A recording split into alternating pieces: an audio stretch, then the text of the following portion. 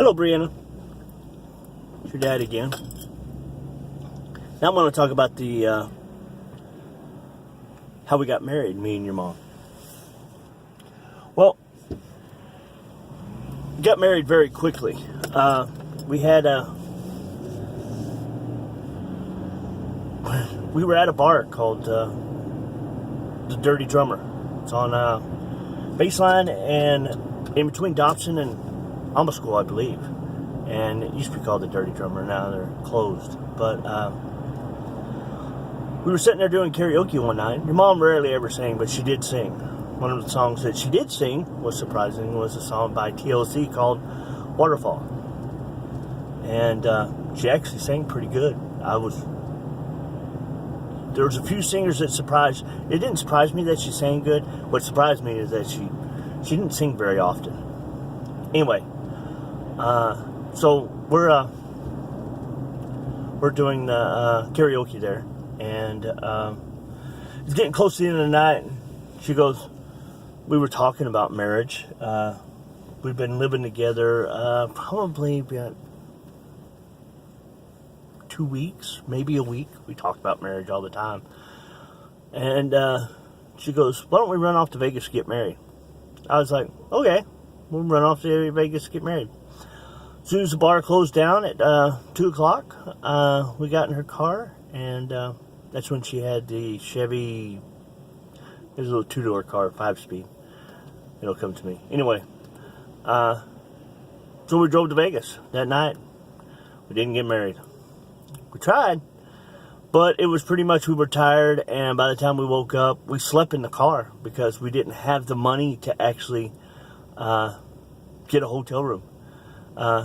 Come to find out, we really didn't have the money to get married because it cost right about $60, $70 to get married in Vegas, because you have to get your license, and then you have to go in front of a preacher or Justice of the Peace or whatever you're going to do.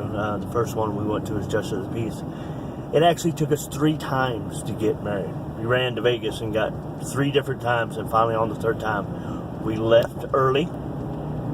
We got there when it was still, actually we stayed the night. We found the license office, and then after we found the license office, we paid $50 for a license. At the time it was $50. I don't know what it is now, but and then we asked where the Justice of the Peace, and it was right about 4:30, and we came real close to not making it to the Justice of the Peace because that was only $10. So that's what we did. We sat in this little office. They had a witness that was already there for, I guess it was her secretary or whatever. And we got married in her office right there, Justice of the Peace. That was one of her jobs. I don't know if she ever took a court case in her life, that woman, but she did do that job. She married, and I still remember your mom. She looked at me and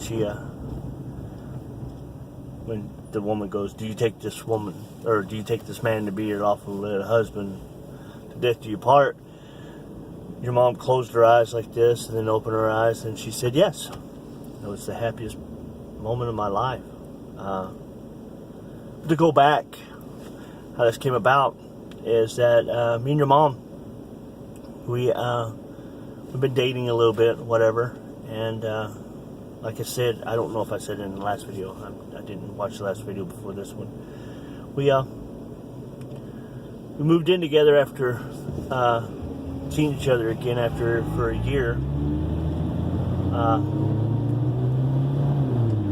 because we kind of sort of was not really seeing each other, but we were seeing each other kind of sort of for like 2 years, but she always thought I was a player. That was her right. But so after a year of not seeing each other, we saw each other, and 2 days later we got moved in, and then a month later we got married. That's how quick we got married on January 9th. We couldn't get married on January 8th because that, believe it or not, is Elvis's birthday, I think, and that would have been sacrilegious to your mom. Your mom was an Elvis freak. as you probably know that. And I don't know if I said it in the last video or not, but there's two things there's two songs that your mom loved best. Well, when we were together, there's two things your mom loved best. That was Let Her Cry by Hootie and the Blowfish, which is Darius Rucker. He does country music now. And Long Black Limousine, which is kind of ironic for your mom. And I'm sorry again that your mom passed away, and I'm sorry I wasn't there for you. Actually, to tell you the truth, I was probably headed to Alaska when your mom was buried. There's another story about that, but I didn't know for over a year that your mom had died. And I was in Seattle at the time. I just came back from Alaska when I found out. Well, I've been back in Seattle probably 2 or 3 months. Seattle, Washington. Yes, and I did go to Alaska, and I did worked on a fish processing boat. I was out there in the water for a long time.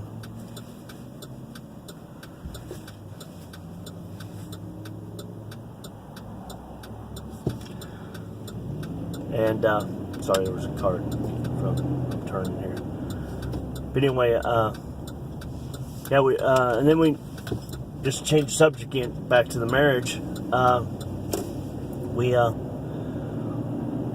were going to come back and tell your grandma and grandpa, Polly, Larry and Joyce there, and we were going to tell them that weekend that we came back from Vegas. We got married like on a Wednesday or Thursday, and we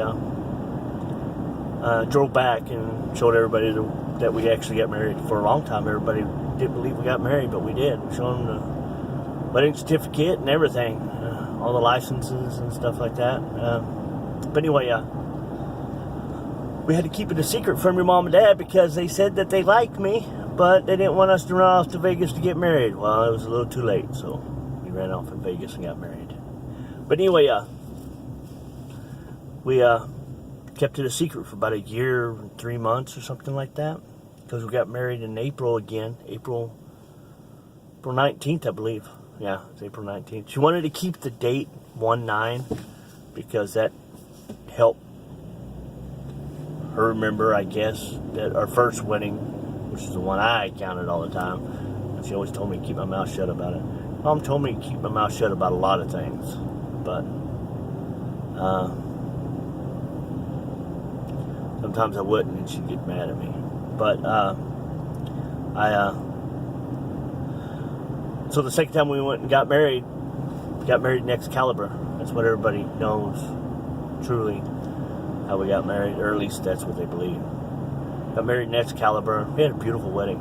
Mom's wedding dress was beautiful. I didn't look too bad myself, I don't think. I kind of looked the same, except for I've gained a few more pounds, maybe. No, because I probably weighed about 240 then, too. So I haven't really changed much, just gotten older. A few more wrinkles. My eyes got a little bit darker around them. As I can see in this video, it looks like I got a black eye. Yeah, Vegas, we had the Elvis impersonator from the Stratosphere, your aunt. And at the time, her husband paid for it, and also they paid for a limousine.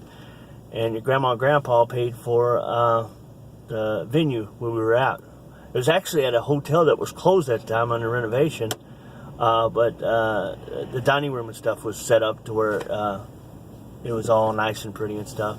I don't know if you saw the video. There should be a video of us, and I think I sang a song and I did a speech or whatever. And then Mike, there's your, I believe his name was Mike, was your aunt's husband at the time. He did a nice speech, which, come to find out, was too true. But anyway, that's another story for another time. But yeah, we got married there. It was funny. We took the bus back to the hotel, and her dress was all dirty and stuff and covered in cake because we we had a cake fight. We said that we weren't going to do it, but when it came to the point in time, we decided to go ahead and do it, and we shoved cake in each other's face. And then your mom got mad at me and threw cake all over me. She was mad. She grabbed a handful of cake and threw it. But people think that we did it to be mean to each other. No. And if you've seen the picture of me shoving my hand in her face, it's because I'm taller than her. It's not that I shoved. She was trying to get away from getting cake in the face, and she was trying to put cake in my face at the same time. So I don't know how to tell you truly that I am sorry that your mom died, but I'm doing these videos so that you can know who your mom was, the true mom that I knew. I don't know how she was after we got divorced. Sometimes your mom wasn't the nicest person in the world, but she truly loved you. She always tried to be, that's why I never complained or fought about you living with your mom, because she needed you. And but again, also the reason I'm doing this is because I need to be the dad that I should have been back then. I should have swallowed my pride and did things the way that the courts wanted me to, and I'm doing that now. As you can tell, I have a vehicle. I have made a lot of bad choices in my life after the divorce, and heck, before the divorce, or before we got married too. But the one choice I always wanted to have is you.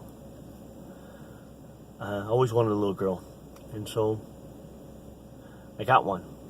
But like I said, I haven't been the greatest dad in the world, and who knows, maybe I've been the most terrible dad in the world, but I'm going to work on that. And next video, I'll tell you how some of our life together, some of the good things. I'm not going to tell you the bad things, because there's no sense talking about the bad things. I love you, and talk to you later. Love you, Brianna, or baby girl, as I called you all the time. Did you know your first name was Wiggles? That's the story I'll tell. I love you. Bye.